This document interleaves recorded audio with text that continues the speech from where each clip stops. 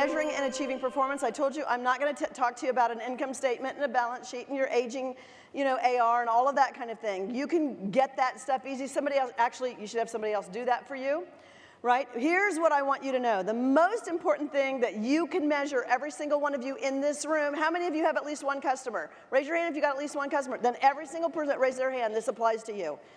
No exceptions.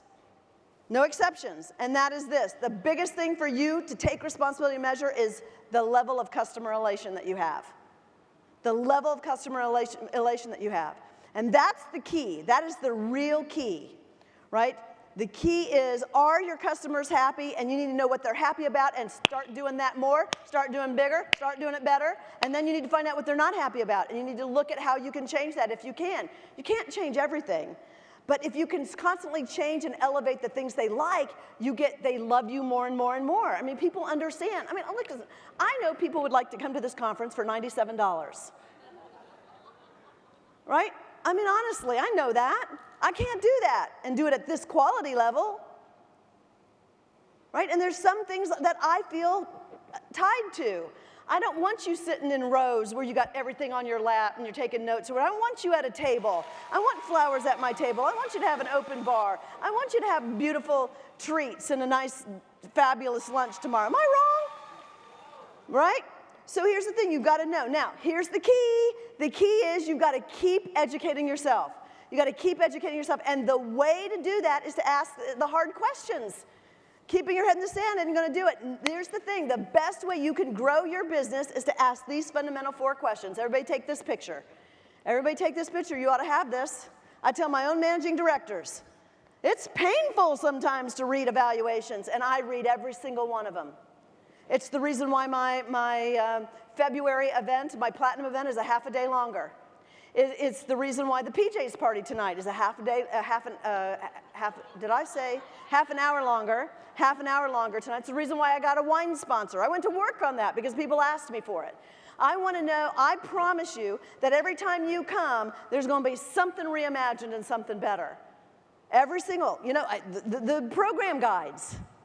Right? Everything, we try to identify things in every department that we can make a little bit better every single year. And these are your questions right now on performance around how you go about finding out how your customers feel about you. This is how your business grows, I promise you. This is it. These 4 things is the way I've grown this business from 290 membership back in the day on September 18th of 2000, right? To tens of thousands of members around the world. This way, right here. How do your customers, you got to ask them, how do you feel about me?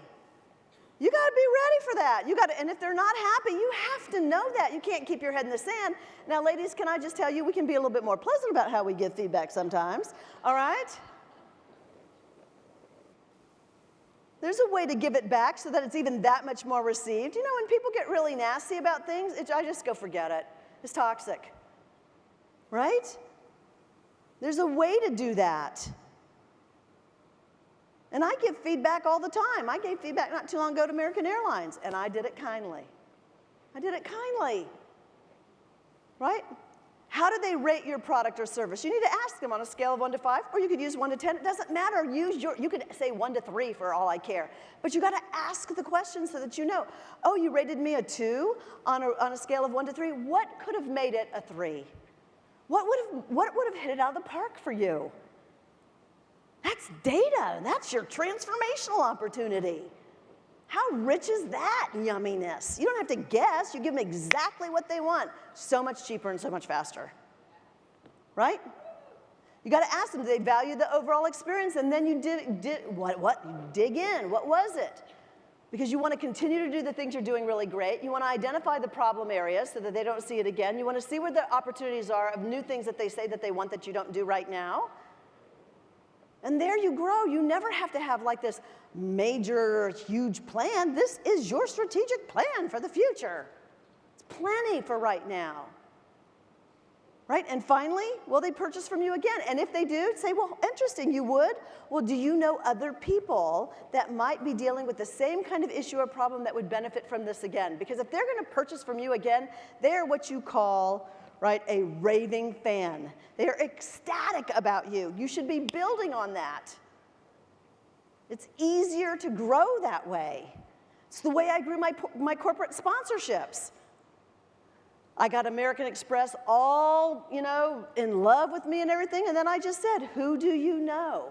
Who else do you know that's a complimentary partner of yours that might benefit from this? And before you know it, I got phone calls, I got Dell, all kinds of things opened up because I asked the question. And then you got to act. ACT is an acronym for Action Changes Things. We got that? You with me?